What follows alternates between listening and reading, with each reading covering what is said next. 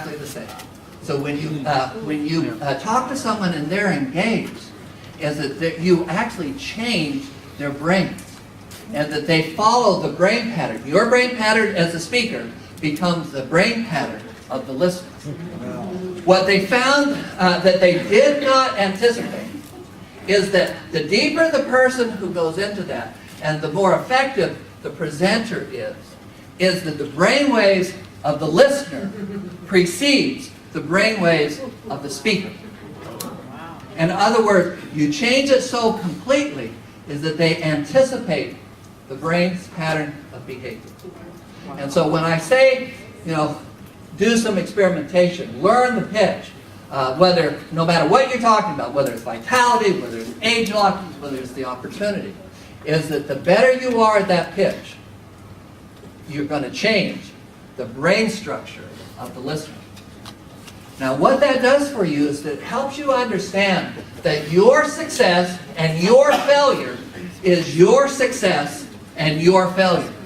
Because you are entirely in charge of whether people respond to you or not.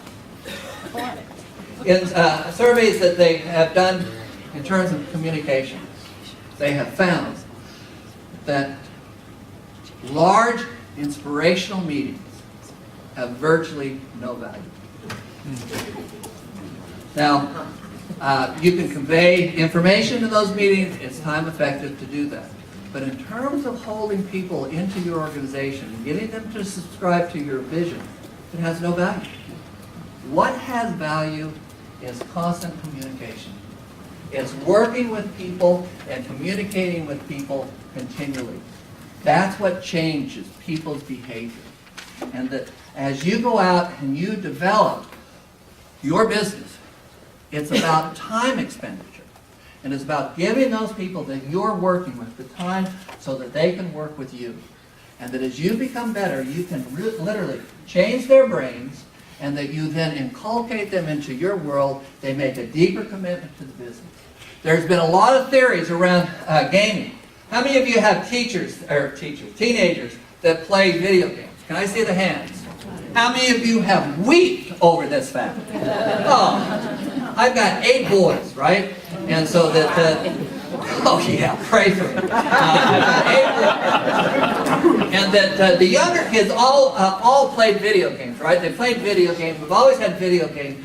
About 2 years ago, we all went away for Thanksgiving, and they brought their Xbox, and everyone played video games together, and I've lost my family. They all play video games. It doesn't matter whether it's the 35-year-old or the 18-year-old. That's where you find them every night. And I hate them. And an article in the New York Times said by the time the average young man gets to be 21 years old, he has spent 10,000 hours playing video games. What makes that number truly impactful is that in earlier research, in terms of sports ability, in terms of musical ability, for those of you who read the book Outliers, what you read in Outliers is that the research showed that the difference between those people who play in philharmonic orchestras and that have solo parts, they found that it breaks down in hours spent. Those people who are at the top of the music world, guess how many hours they have to spend to get there? 10,000. 10,000 hours. Those people who play in the orchestra but don't have solo parts, they have spent 6,000 hours. Those people who are music teachers, they have spent 4,000 hours. And so that basically what is being said here in the 10,000 hour rule is that you can be an expert in virtually anything that you're willing to spend 10,000 hours pursuing. And that they found that there was no change. In other words, there's no such thing as a musical prodigy that has an ability that no one else has. It has only to do with time spent. And so if you want to be the best distributor in the world, it has only to do with time spent. And as a consequence, all of you can sit there and look and say, I can be anything I want to be if I'm willing to spend the time. Now, so video games are now highly prized in terms of research. because they want to know why this amount of time is being spent to video games. This is what they found. That the people who play video games are happy and they're focused. All right? They're happy and they're focused. And that as a consequence, they willingly put in that time. It's not work. In Tom Sawyer, as he gets, how many of you read Tom Sawyer? Let's see the state of the American schools. Okay, that's more than I would have thought. These are the older people. The younger people have never heard of Tom Sawyer, let alone Mark Twain. All right, so Tom Sawyer, as he gets his friends to paint his thing, and he talks about what's fun or not, and he says what's fun is what you're compelled, or what is work is what you're compelled to do, and what is fun is what you're not compelled to do. And so that those people in the gaming world, they're not compelled to play, and so as a consequence, they voluntarily give that time.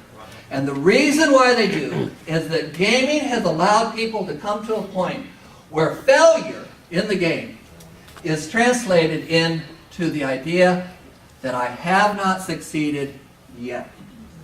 Let me just ask you, do you want distributors who are focused and happy and where they can bump into difficulties and failure, but the attitude is, I haven't succeeded yet? Yeah. And the way you do that is you set out small goals that they can achieve, and that those goals will allow them to feel like they're being successful, and they don't compare themselves to people who have made tremendous amounts of income, and they don't understand the length of time it took those people to achieve that. Focused and happy, having them proceed in the business without having a sense of failure, whereas I haven't succeeded yet. And that, you know what, a whole new avenue of pursuing the business has opened up with the technology, where people can go out and they can just get people to download the app. And that's the beginning of consumption that takes place. And it's easy, there's virtually no barriers, there's no friction in that process. And that lends us a little bit more closely to what propels gaming to such heights out there right now. Okay. I have used up my hour and a half. But I would like to say, without equivocation, there's no reason why this group right here can't be as successful as anyone who's come into the business. We are in a scene of history. The financial collapse of 2008 destroyed 40% of the world's wealth.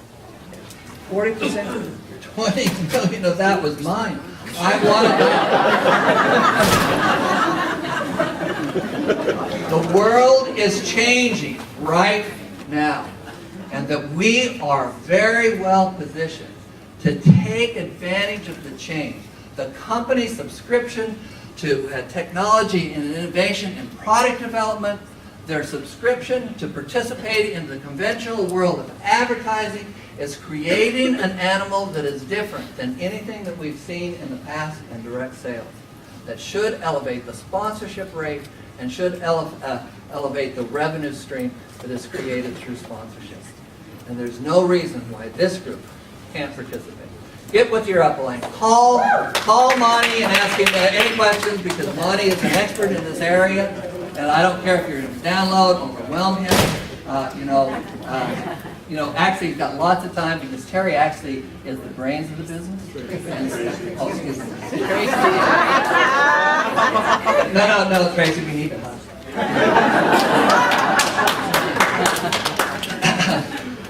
Tracy is the cornerstone of the business, and so Monty has lots of free time. I appreciate the time that you've given me. I know I've given Scarlett heartburn, and I intended to. It's great to be here, and I'm going to turn the microphone back over to Monty.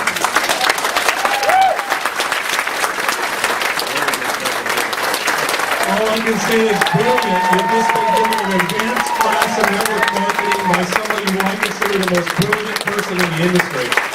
Now, if we stopped right now, would that be worth your while to be here tonight? You bet.